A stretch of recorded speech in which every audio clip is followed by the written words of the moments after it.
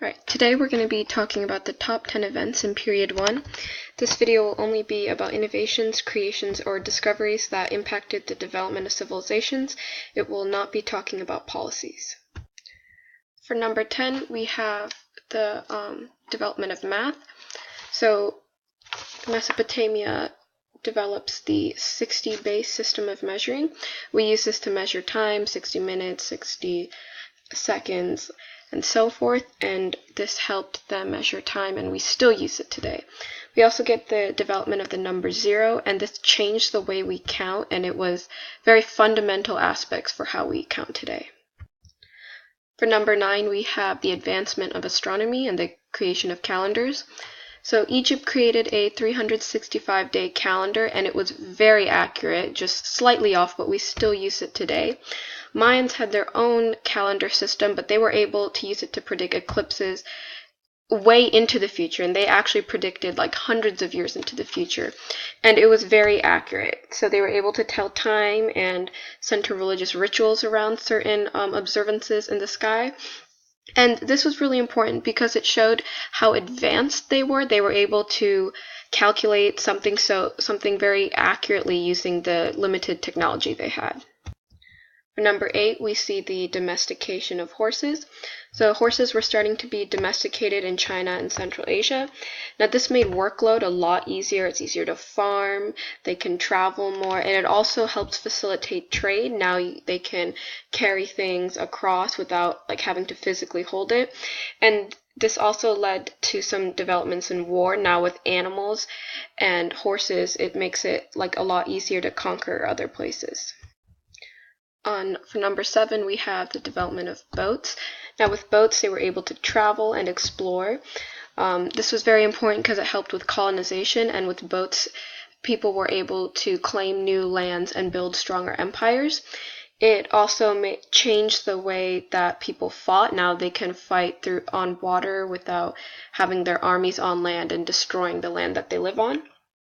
It also helped diffuse culture with colonization, and it helped facilitate trade a lot because sea routes were generally cheaper than land routes, and you could do long distance trade, and it just made it a lot easier. Number 6, we have planning. So in the Indus River Valley, we start to see planned out cities. Even now, sometimes cities just kind of spontaneously plan and people move in and it spreads out, but it's very messed up. But from this time onwards, they actually planned out their cities in perfect grids, and this made it a lot easier because they were able to develop a better sewage system, have indoor plumbing. It also showed how sophisticated they were to be able to organize themselves this way and have exact things like exact bricks, and they were able to make everything standardized. And it also helps to manage empires. Now you have everything in one place. You can make postal systems, and you just generally know what to do and where something has to go. Number 5, we have wheels. So wheels were first developed in Mesopotamia. Now this allows greater mobility. Now instead of just colonizing through sea routes, you can colonize through land routes and do it much easier. It also allows people to do greater workload. They can carry and trade things at a much larger scale, and it can be fitted for many purposes. Armies started using them to make chariots, and with harnessing horses and chariots makes their army a lot more powerful, and they were able to conquer much easier, and it changed war. Number 4, we have the formation of armies. So the first actual standing full-time army was made by Akkad from Mesopotamia. Now, this made a huge power struggle because now you can organize troops, full-time troops, and they can invade and conquer, and it leads to a new social organization where you don't have full-time farmers and you have people specifically hired to do your bidding using force.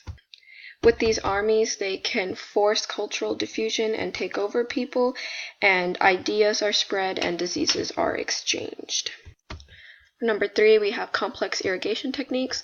So during this time, their irrigation techniques greatly improved. They were able to channel water using complex systems, and even terracing and holding the silt to make their soil more fertile.